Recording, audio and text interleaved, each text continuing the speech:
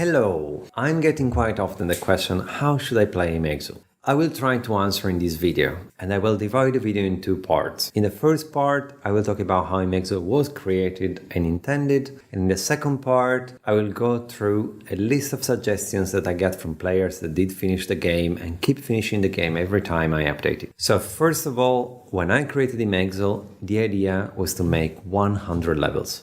And that's it. The idea was Imagzle 1, Imagzle 2, and actually Imagzle 2 was called Imagzle Bible, and it was the Christian religious version of the game, which I never made, but maybe one day it will come back. The point is, the first 100 levels are the hardest of the entire game, and that's because they were intended to be the entire game. And the game was intended for a tiny niche of people that would have spanned weeks on each level. Don't be stubborn on the night world. Explore, do the rest, play every world. I want the first 50 levels of that world to filter out a bit. And that's because every time a person gets stuck, gets frustrated, quite often they send me an email saying that they want to kill me, and I don't know why you would do that, but some people do. So I'd rather filter out people that get frustrated fast. Not the best marketing move, but Imagzle is done mainly for love. Let's go to the second part, advices from players who did finish the game.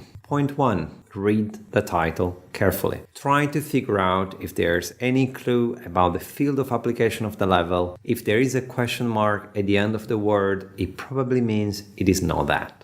If you say a bird question mark, it means it is not a bird. It just looks like a bird. But it does help. At that point, go on something like Google Images or Bing Images or whatever and scroll a bit through images. This way you can either be extremely lucky and just find it, or you might get new search ideas. The next step is to refine your search. There are a few key things about search engines. First one, if you put something in double quotes, it will search the words together. Second thing, if you find a lot of irrelevant results, you can type minus and a keyword that you don't want to look for. Of course, you can combine them, minus double quote.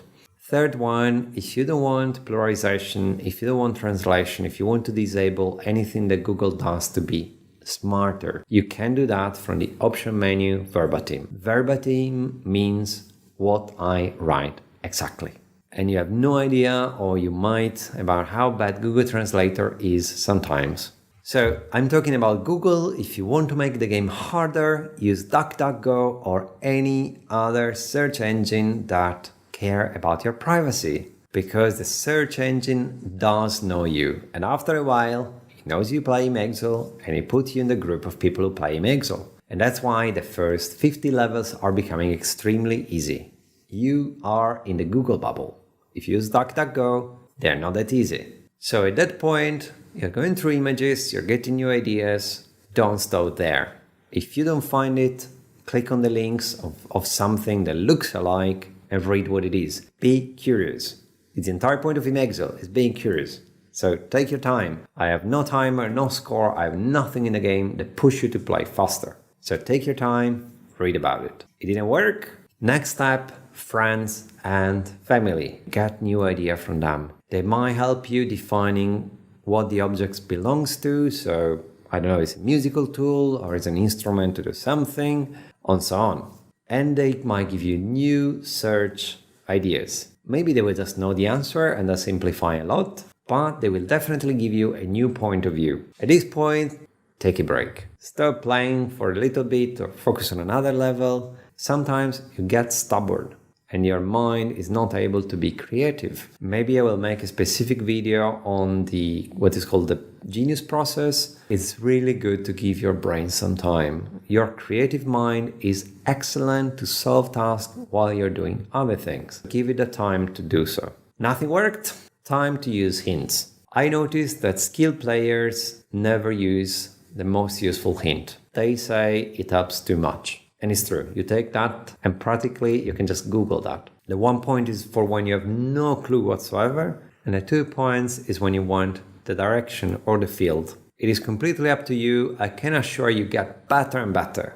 At that point, if hints do not work, time to contact me. There's no other option, but you really helped me at this point. Maybe I mistranslate something, maybe Google changed me in time. You let me improve the game drastically for everyone else. I'm not annoyed, especially if you bought hints, so you're already contributing to the game. I love you by definition. Please do contact me.